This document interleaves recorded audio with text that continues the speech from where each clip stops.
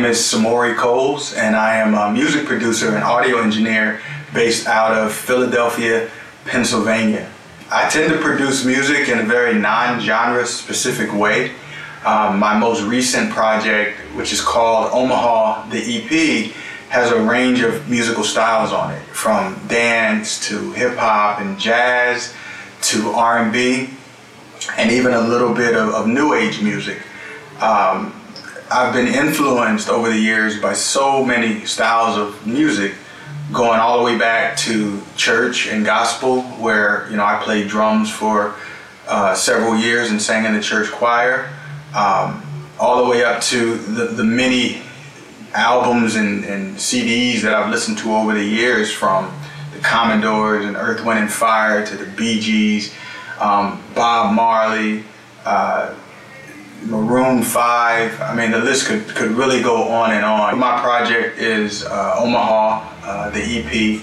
And on Omaha, the EP, I was able to compose all of the music, do all of the audio engineering, from recording to mixing and mastering, and also play the majority of the musical instruments. My approach to Omaha, the EP, was really, each and every song to sit down at a white canvas and to kind of allow the moment, the mood, the emotion to kind of dictate the tune.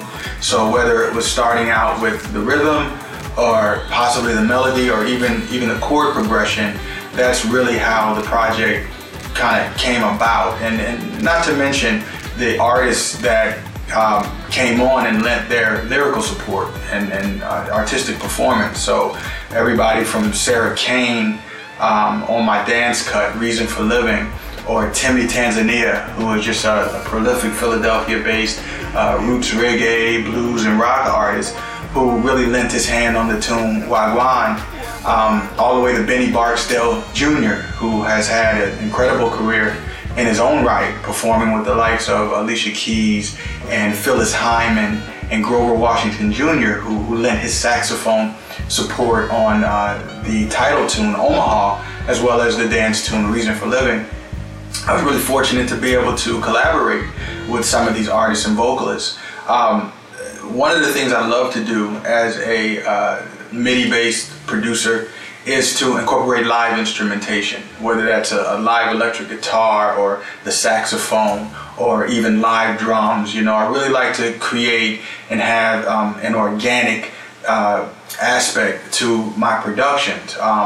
And even when it comes down to the feel of each and every song, sometimes quantize isn't always the best policy. It's really good for me to have more of a live, natural performance in my production. So as I approached Omaha, the EP, I kind of approached it in that way. So I have been building my own music-based company, Little Drummer Boy Recordings, for nearly 20 years.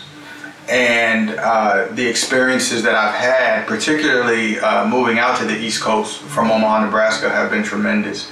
Again, back in Omaha, it was the church influence, and also in my early days of creating independent music, it was that independent spirit in my hometown that really benefited me.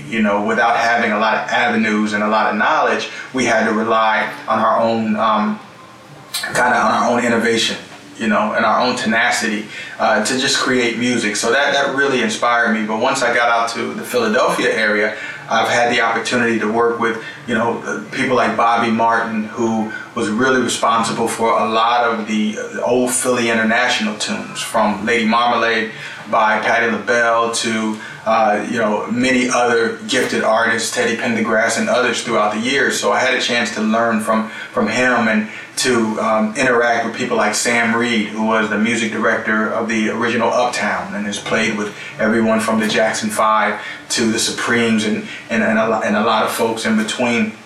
That type of experience and those types of interactions have been priceless for me. Being able to learn from legends, Alfie Pollard, and even classical pianists and composers like Roberto Pace, and funk guitar players such as Lloyd Smith from the barcades. You know, it was those experiences and that interaction that really has kept me going and has kept me inspired. In terms of musical instruments, I grew up playing the drums, and after moving to Philadelphia, I really made it my business to learn the piano, to learn the guitar, and to learn the bass. You know, really inspired by people like Lenny Kravitz and Prince, for their abilities to play multiple instruments.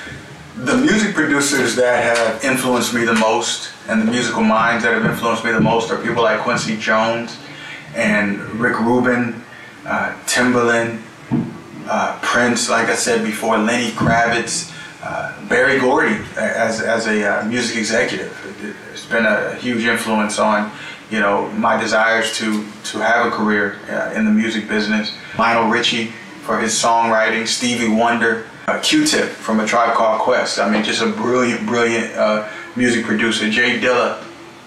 You know, all of these people have just meant so much to me personally, and you know, listening to what they do as music producers has been a true inspiration. There are a couple albums that have just changed my life and my musical trajectory. Going as far back as Stevie Wonder, Songs in the Key of Life, Michael Jackson, Off the Wall, Bob Marley. I remember the first time I heard the Rebel CD. It was during a critical point in time in my music career and in my life personally, and I just remember just feeling healed by it and just how good I felt listening to it. And I felt like, you know, if I'm going to make music, not make money, but if I'm going to make music, then I want to make music that makes people feel like, you know, Bob Marley's music made me feel, with all those rich textures and colors. And so that was very, very influential and changed my trajectory. In addition, John Coltrane, A Love Supreme. I remember putting that CD on and just saying, wow, what am I listening to? You know, those records really played a great role, as well as Tupac, Me Against the World. You know, all of these records were really important to me and really play a role in, you know, my desire to continue to move forward. And at the points when I listened to them, really were encouraging to me and really made me want to create music. So I submitted Omaha, the EP, this year to the IMAs. Because again, I've been in the music industry for a couple decades as an independent. A lot of that time I have worked with other artists and helped other artists to put their music out and to produce them and help them in different ways. And, you know, less than a year ago, I decided to carve out a little time to work on, you know, my own project. So to me, the IMAs was a way to, you know, actually take some music that I've worked on and that I really felt good about, and just to let it be heard by as many people as possible. You know, to let it be heard, to kind of put it out there and able to, you know, compete in a good way with other records out there, and just to have some fun and just to see how everything shakes out. I think the IMAs have become, you know, very, very important for independence, and just a very, you know, worthy contest and an award process. If I were to win the IMAs or get nominated, first and foremost, I would jump for joy and thank God, you know. But then after that, I would, you know, feel great about the ability to get the additional marketing support, you know, really hope to get the support with placements and in the arena of publishing and licensing,